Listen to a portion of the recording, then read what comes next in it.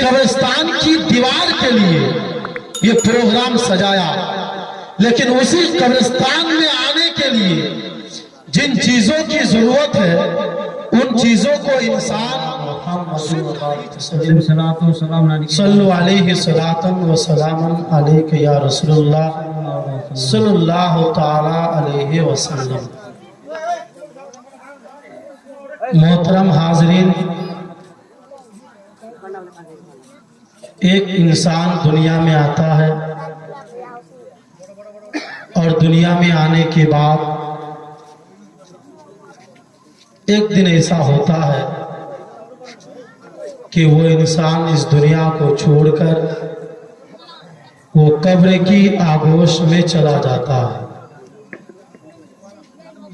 جس طریقے سے ہر آنے والا دنیا میں آتا ہے اسی طریقے سے ہر انسان اس دنیا کو چھوڑ کر کے وہ قبر کی منزل کی طرف چلا جاتا ہے۔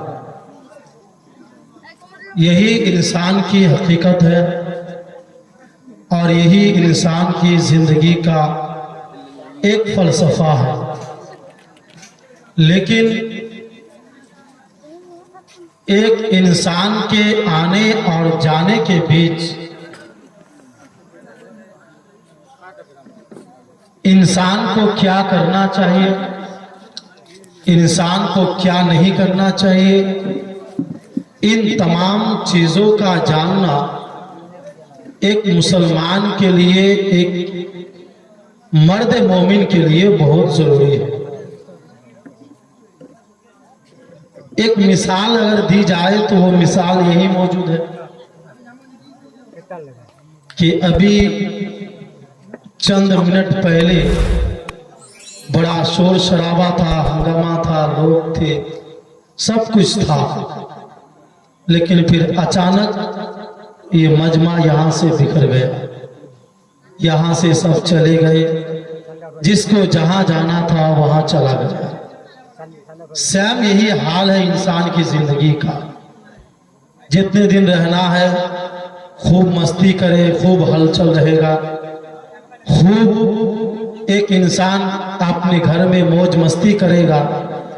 ایک دن ایسا آئے گا کہ اس کے ہاتھ سے سب کچھ چھین لیا جائے گا۔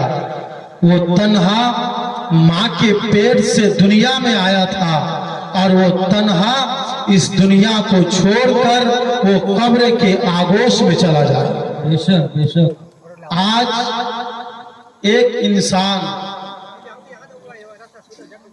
قبر کی آغوش میں جاتا ہے اور یہ حقیقت ہے، ہر ایک کو قبر میں جانا ہے، چاہے وہ ہندو ہو، مسلم ہو، کرسچن ہو، یہودی ہو، نصرانی ہو، عیسائی ہو، برہمن ہو، جین ہو یا بدھ مذہب کا ماننے والا ہو، کوئی بھی انسان ہو، ہر انسان کو ایک نہ ایک دن مرنا ہے، اس کو قبر میں جانا ہے۔ کوئی اس کا انکار نہیں کر سکتا،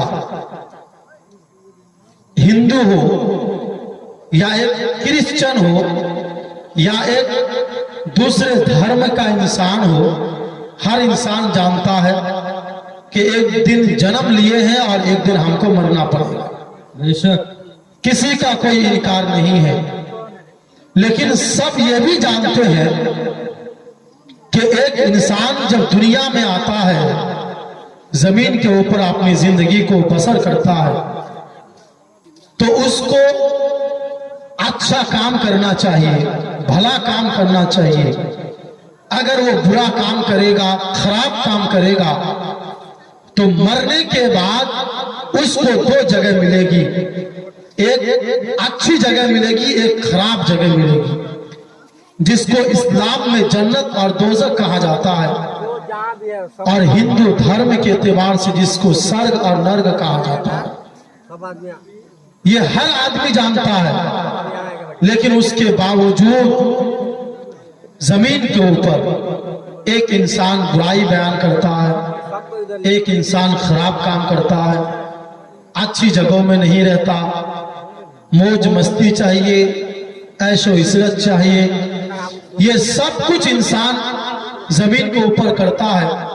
और करने के बाद जब आखिर वक्त आता है, कमर टूट जाती है, जिस्म कमजोर पड़ जाता है और इंसान का जिस्म का गोश्त सूखने लगता है, तो उस वक्त फिर उस इंसान को अल्लाह की याद आती है कि काश जवानी में इबादत किया होता, काश जवानी में अल्लाह को सजदा किया होता, काश जवानी में कोई नेक काम किया होता, काश जवानी में कुछ और किया होता।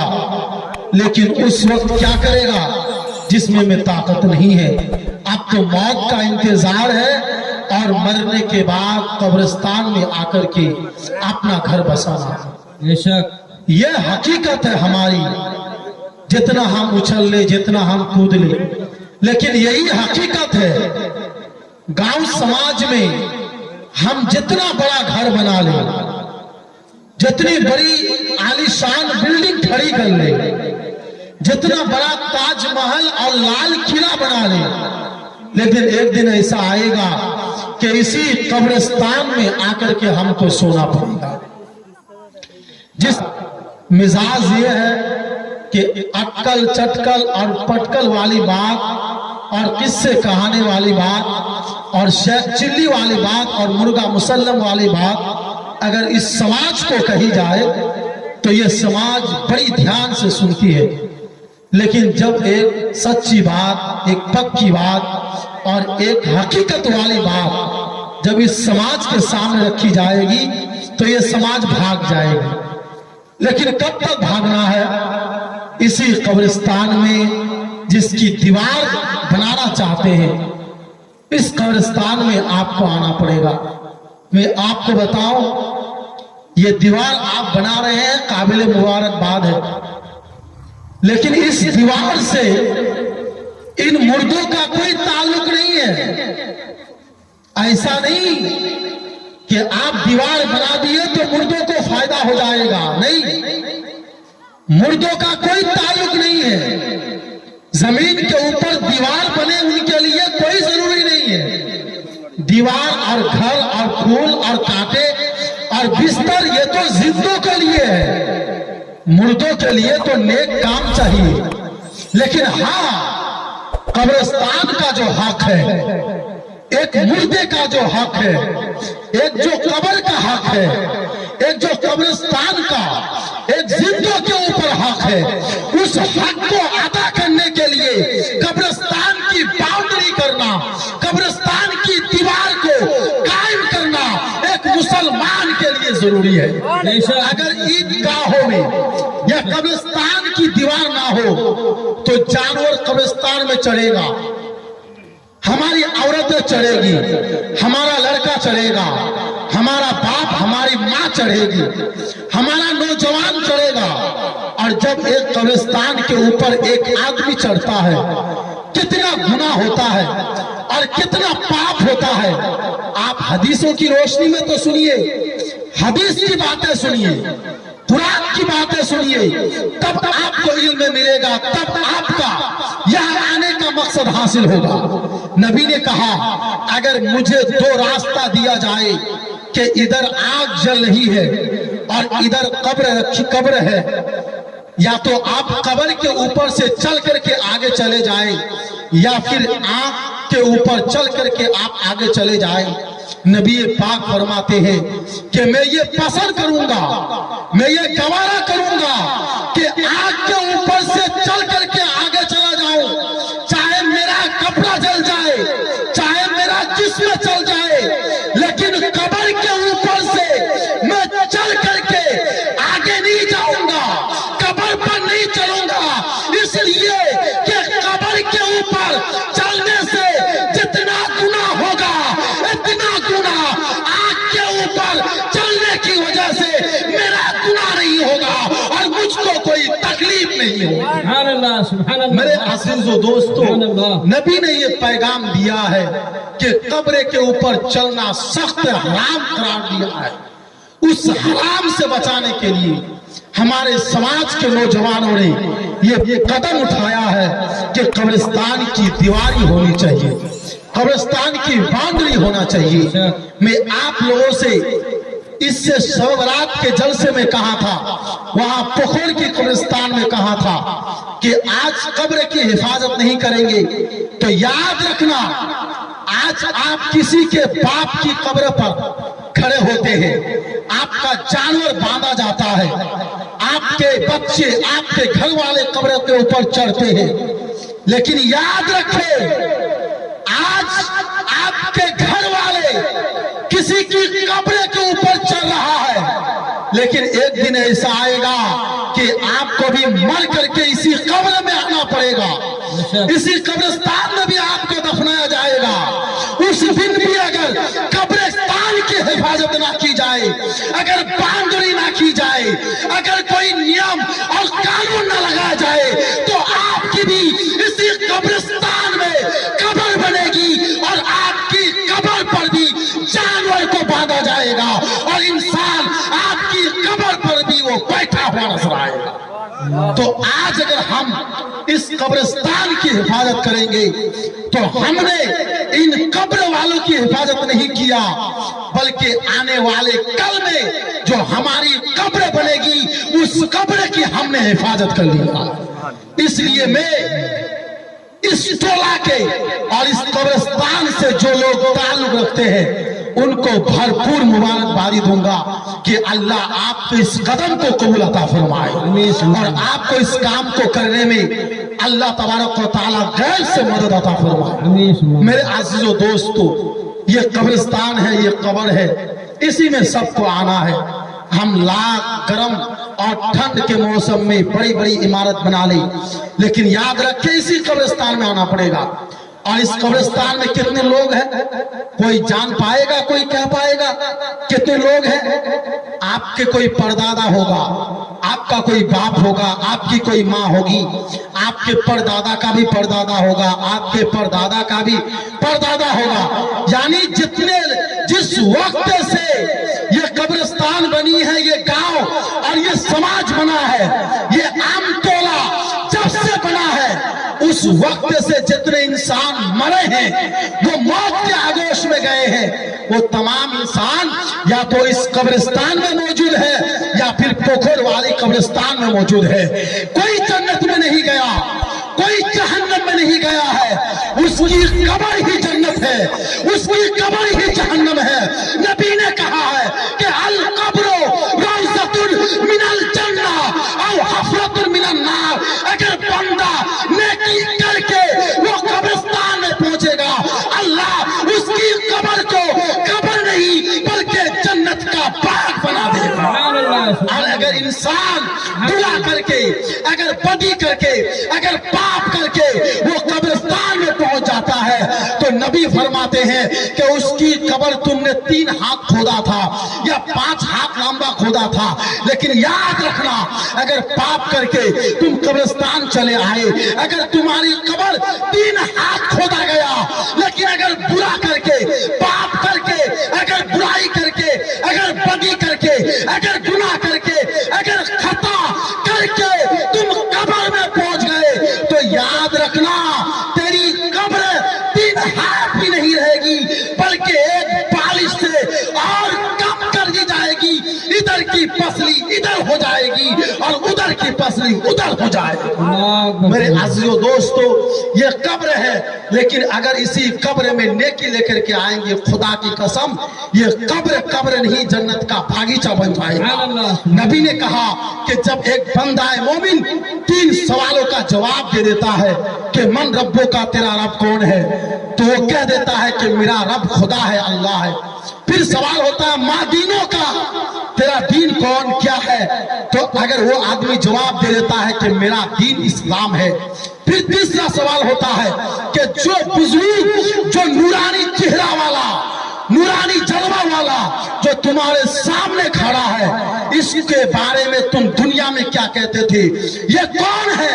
अगर वो इंसान पहचान लेता है कब्र में कि ये कोई और नहीं है, जिनको देखने के लिए दुनिया में आंखें तरस गई, जिनके रोजे को देखने के लिए मदीना जाने का दिल मचलता रहा, ये कोई और नहीं है जो हमारे सामने ये मौजूद है, तमाम कायनात के सरदार मोहम्मद मुस्तफा की जात। अगर ये 3 सवाल का जवाब दे देता है, नबी फरमाते हैं कि उस इंसान की कब्र के बारे में अल्लाह का हुक्म होता है कि ए मेरे फरिश्तों, इसकी कब्र को 3 हाथ नहीं बल्कि इसकी निगाह और इसकी नजर जहां तक पहुंचेगी वहां तक उसकी कब्र को कुशादा कर दो, उसकी कब्र को चौड़ा कर दो। आज मैं यहाँ खड़ा रहूं दिन में और यहाँ से मैं नजर को उठाऊं तो न जाने पामली, गोराज बस्ती, दीवान जागीर कहां कहां तक मेरी नजर पहुंच जाएगी। नबी फरमाते हैं कि बंदा मोमिन की नजर जहां तक पहुंचेगी वहां तक चारों तरफ उसकी कब्र को कुशादा कर दिया जाएगा, उसकी कब्र को चौड़ा कर दिया जाएगा। मेरे अजीजों दोस्तों, अगर आप चाहते हैं कि आपकी कब्र को 3 हाथ न रखा जाए बल्कि कुशादा कर दिया जाए, आप अगर चाहते हैं कि आपकी कब्र को 3 हाथ नहीं बल्कि जहां तक आप देख पाए आपकी कब्र को कुशादा कर दिया जाए, चौड़ा कर दिया जाए, आप अगर चाहते हैं कि मेरी कब्र वो कब्र नहीं बल्कि जन्नत का बाग बन जाए, जन्नत का बिछौना बिछा दिया जाए, जन्नत की हवाएं आ जाए, जन्नत की नियामतें मिल जाए, तो आसानी से नहीं होगा।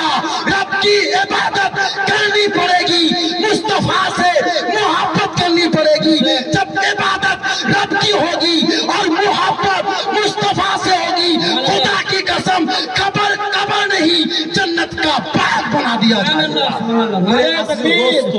नारे तकबीर, नारे रिसालत, नारे रिसालत, जश्न ईसा अलैहिस्सलाम, जश्न ईसा अलैहिस्सलाम, नारे तकबीर, नारे रिसालत। इसलिए मैं आप लोगों से कह रहा हूं, ये कब्रिस्तान की दीवारी आप कर रहे हैं, बड़ी अच्छी बात है। आप एक मसला सुन लीजिए और सुन लीजिए मसला। एक जानवर इस कब्रिस्तान में चढ़ेगा, क्या करेगा वो? क्या करेगा बोलिए ना। आप चक्कर पटकर खूब सुनते हैं आप लोग, लेकिन कुछ पता ही नहीं होता। जानवर को छोड़ देंगे तो क्या करेगा बोलिए ना। वो घास खाएगा ना, घास खाएगा, पैखाना करेगा, उसको छोड़िए ना, पैखाना तो करेगा, पेशाब तो करेगा ही, लेकिन वो घास खाएगा।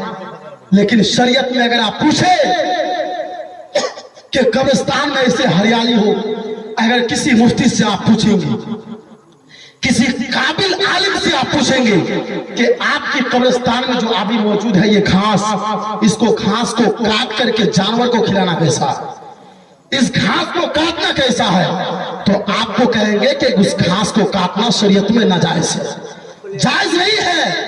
अगर उनसे पूछेंगे कि इस घास को काटना नाजायज क्यों है, जायज क्यों नहीं है, तो अल्लाह अकबर, वो आलिम आपको कहेगा कि ये घास जब तक तरोताजा रहेगा, ये जिंदा रहेगा, ये घास फूला फला रहेगा, ये जिंदा रहेगा, ये हरियाली रहेगा, तो वो घास जब तक जिंदा रहेगा तब तक अल्लाह की तस्बीह बयान करेगा, अल्लाह का जिक्र करेगा, अल्लाह की इबादत करेगा, अल्लाह का तज़किरा करेगा।